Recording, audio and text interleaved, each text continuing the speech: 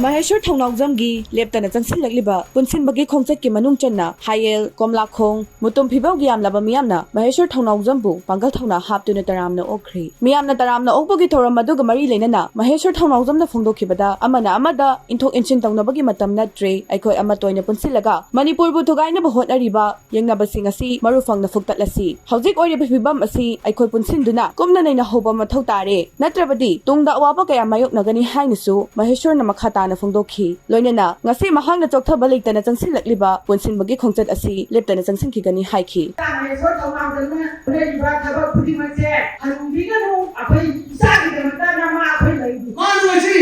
lauriba manipurida mukta shito